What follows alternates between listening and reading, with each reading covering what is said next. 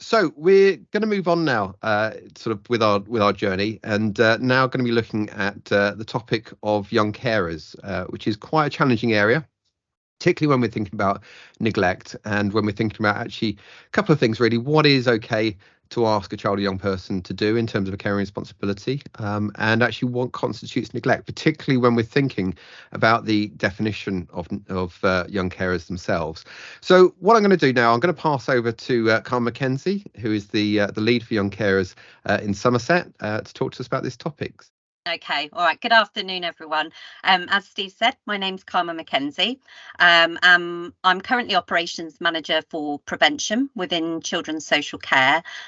Part of the reason why it's me here today talking to you about young carers is because in a previous role, I was young carers service manager for 2 counties overseeing their commissioned services, including the statutory assessments, peer support, respite, participation, and a number of other things.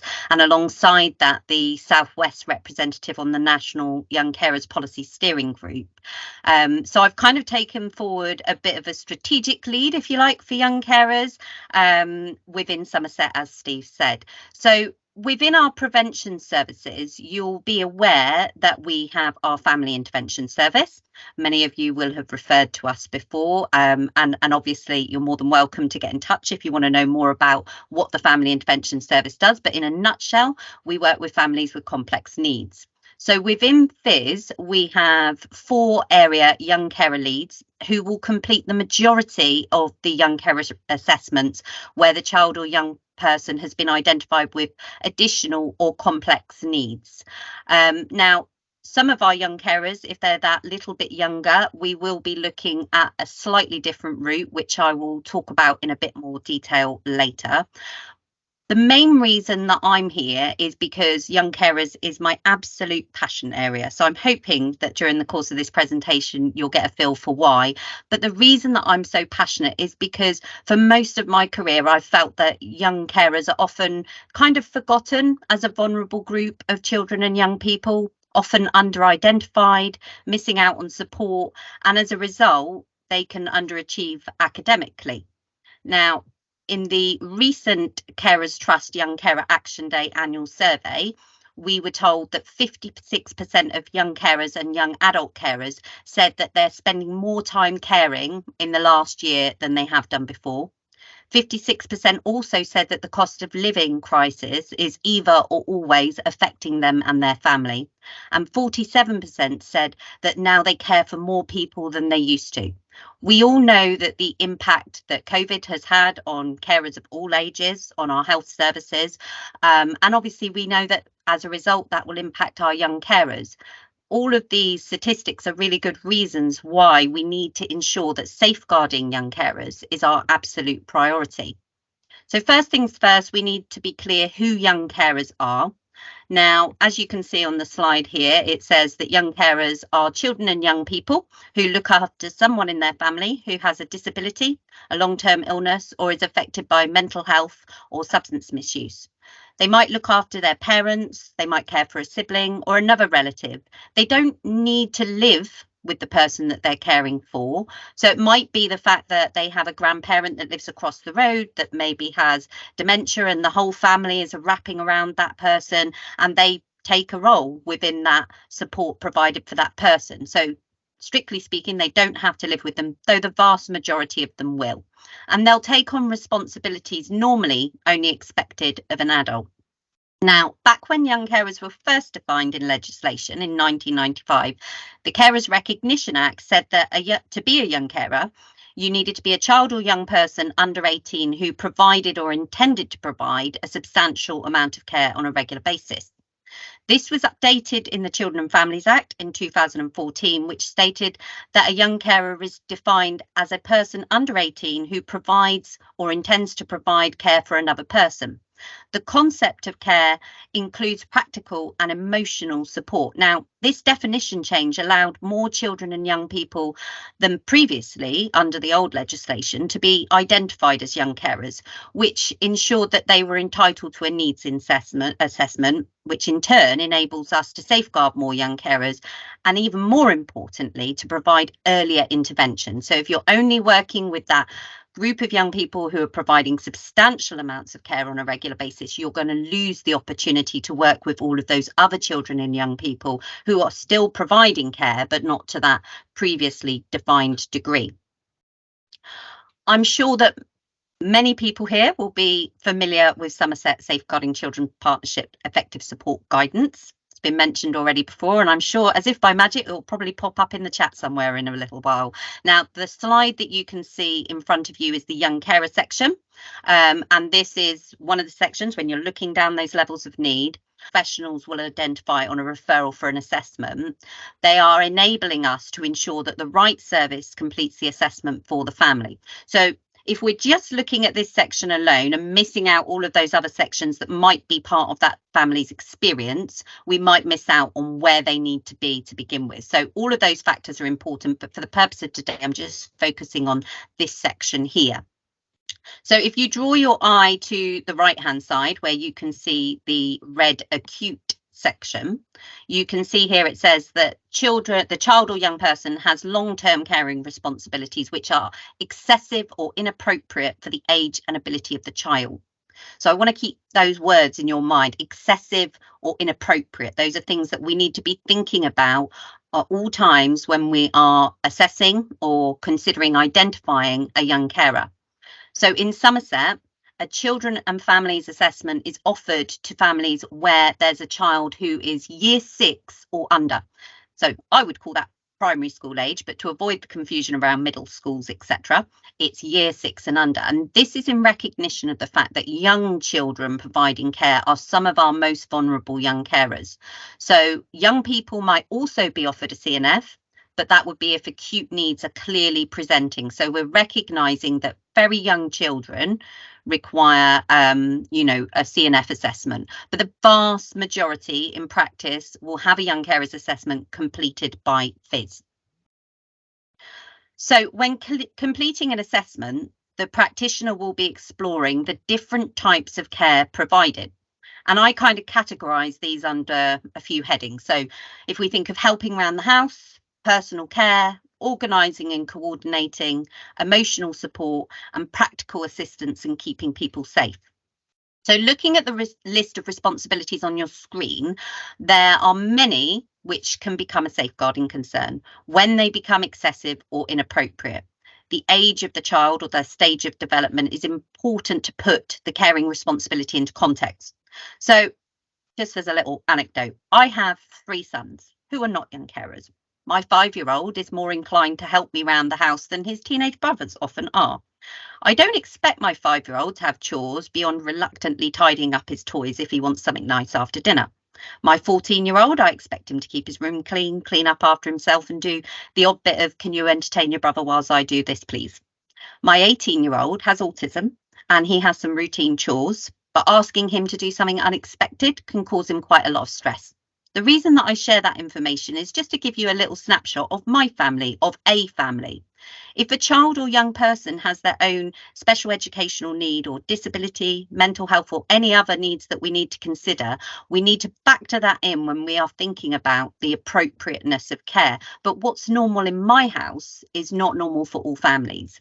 And we need to think about whether what they're doing is just generally what's expected for that family, or because it's part of their caring responsibilities.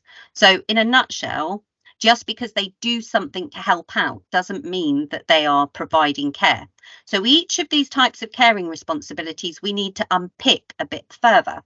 So if we think about personal care, for example, we might have an 11-year-old child who is helping alongside their parent with their 4-year-old sibling who has a learning disability. They're in the bath. They're helping to pass things, keeping them safe, distracting them, perhaps preventing them from becoming a bit dysregulated whilst their hair's being washed. We might think that that's okay, that's appropriate. We're happy with that. But we might also have a 15-year-old who's helping to wash their parent who has a physical disability in the bath, trying to lift them without the proper equipment, feeling embarrassed, and the parent feeling a loss of dignity. So looking at those two different examples, we would separate them out and say, okay, we're happy with the 11-year-old helping out with their sibling, their parents there, they're supervised, but, you know, parent needs somebody just alongside them to give that little bit of extra help, and it works for them. And then we look at our 15-year-old and we think, hang on, they're not happy, parents not happy, there's risks here about them lifting, there's concerns here about people's dignity and privacy and so on and so forth. Actually, we need to think about some solutions here to make sure that they don't need to do this in this way going forward. So washing, dressing, toileting, feeding. We need to think about people's feelings, we need to think about physical ability, and we need to think about personal safety.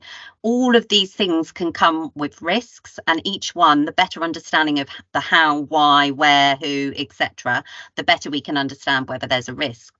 So helping around the house, there might be things that they're doing like cooking. Are they using knives? Are they under supervision or not? If they're cleaning, are they using chemicals? Do they know what they're doing? Are they going to stick 3 or 4 different things down the toilet and cause a chemical concoction going on there? Are they using an iron? Is it safe for them? So all of the things that they might be doing around the house, that age and stage of development question needs to come in. They're organising and coordinating for the family. So, as I said earlier, under that kind of category, they might be picking up prescriptions, they might be managing medication, they might be making appointments and filling in paperwork. And we need to think about the appropriateness of the young carer attending things like medical appointments with the person that they care for. Sometimes it is completely appropriate, because it will allow them an opportunity to ask questions and understand the responsibilities that they're taking on better to keep them and the person that they care for safe. But in many cases, it will not be. For example, if they're discussing things in that appointment that might increase the anxiety or stress of the young person.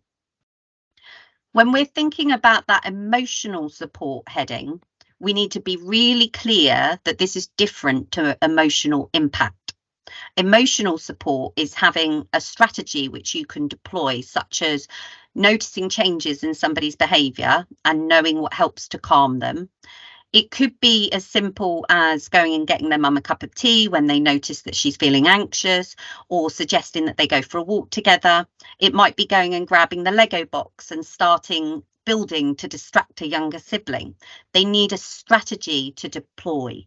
Listening to somebody who needs to be listened to is rarely an emotional support responsibility, which I would see as being appropriate, because they'll be impacted by the things that the person is saying about what they're feeling. Now, just to be clear, explaining your feelings is different to offloading. So if I'm saying, you know, I'm feeling quite stressed today, there's lots going on for me, and as a result, I'm getting irritable a bit quicker, that's explaining feelings and they're listening, that's fine. But if I'm talking about all the reasons that I'm feeling stressed, all the things that are going on for me, and offloading that onto the child, that's not appropriate. So we need to think about appropriate talking therapies or supporters being in place to protect that young carer. But often what I'll see in referrals is people describing the emotional impact, and that will include things like they're listening, they're, you know, but describing that as a supportive role. So we just need to really separate those two different things out. We need to be mindful that when the cared for person's mental health is acute, so if they are having suicidal thoughts, attempting to take their own lives, having periods of psychosis or serious self-injury, it is incredibly rare that the young carer will be providing appropriate emotional support in that setting. It's very likely that they might be part of a safety plan.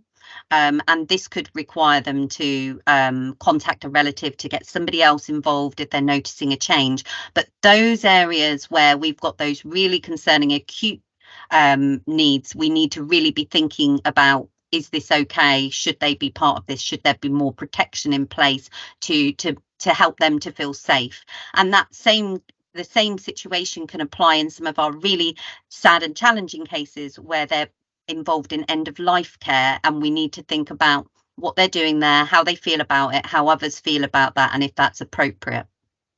In regard to practical assistance and keeping people safe, we need to think again about whether they're safe doing this. So it might be that they're assisting and responding when somebody has a seizure. So they might be running and grabbing an asthma pump when somebody's, having an asthma attack.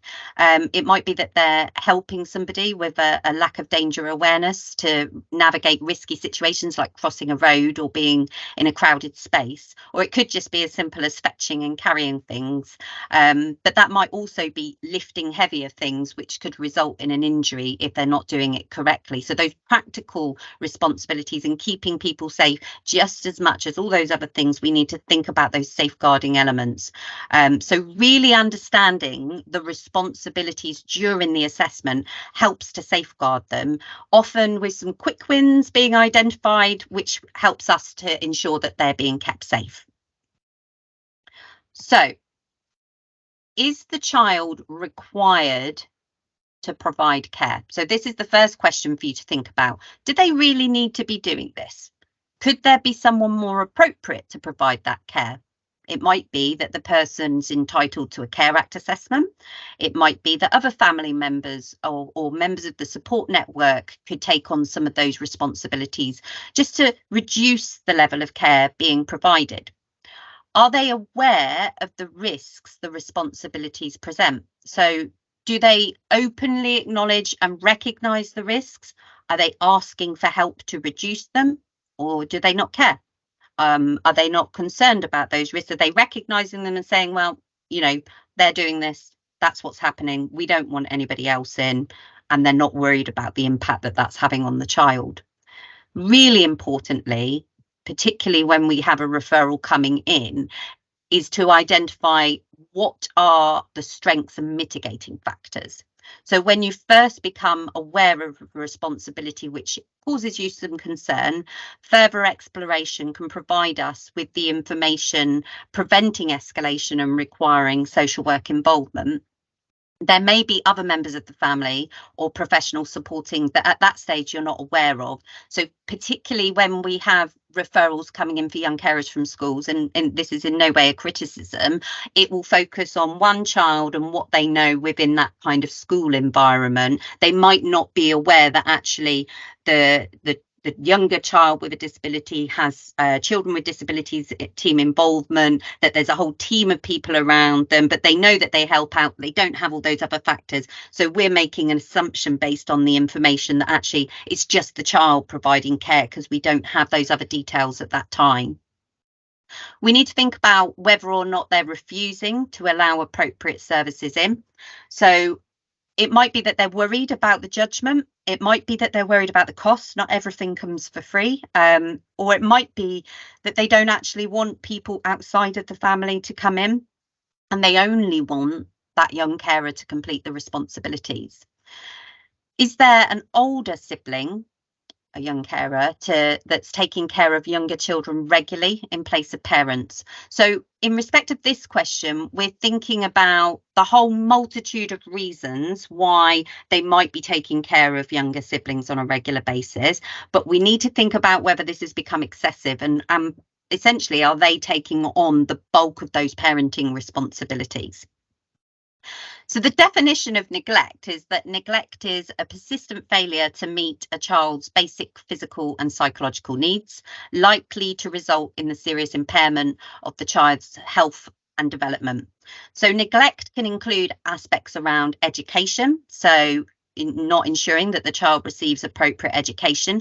We know that often young carers miss out on education, but we need to keep an eye on the extent to which they're missing education. So what are the reasons why they might be missing school? Why are they coming in late? Why are they, missing a Friday on a regular basis or something like that? And we need to be really mindful of our electively home educated young carers and thinking about, what's going on for them being at home, trying to juggle their education alongside their caring responsibilities. Neglect can also be physical. I know I'm pointing out some obvious things here, but I'm putting these in the context of thinking about young carers. So physical, that failure to provide the basic needs like food or shelter, and ensuring safety and adequate supervision. So Remember, I spoke earlier about supervision in relation to the appropriateness of the caring responsibilities. So knives, fire, all the scary things. Are those things being supervised? Are we failing? Is the family failing to supervise that for one reason or another? Emotional, so a failure to meet their emotional needs, medical needs, all of these things, we need to think about the context alongside that in relation to the caring responsibilities. So always putting those two things side by side.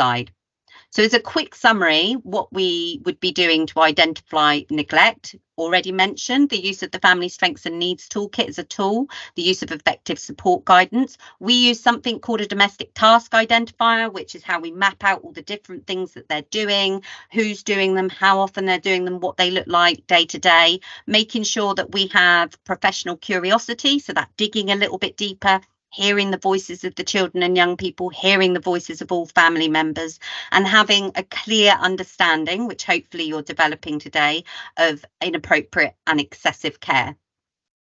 Most young carers will be impacted in some way by their caring responsibilities, but we must not forget that there can also be positive impacts. And young carers have always stressed to me the importance of sharing this with professionals, the maturity, the responsibility, learning skills, because often they love the person that they care for and they want to help. So the balance we need to seek is to find one whereby adverse impact is reduced or mitigated by support and awareness, but serious neglect can happen if young carers aren't having that professional curiosity and people advocating for them to make sure that they are safeguarded. So that assessment is absolutely crucial. There's no simple way to identify young carers, but if we are thinking carer, think young carer. So if there's somebody in the house that requires care, are we thinking about the young carers in the context there alongside that?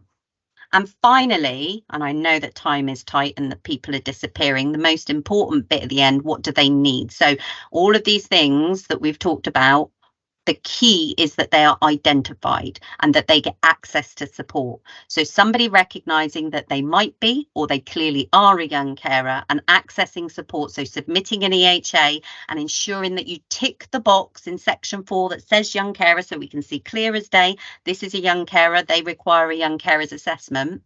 And understanding from professionals and peers, information advice, to be treated as individuals, and access to health and wellbeing services. So if there's one thing that I'd like you to leave with today, it's just remembering, if you are aware of any young carers, perhaps in a school that you work at or anywhere else, if you work in health, if you're identifying them, they have a statutory right to an assessment, and referring them in with their agreement can unlock a lot of support that can reduce those safeguarding risks and potential neglect in the future.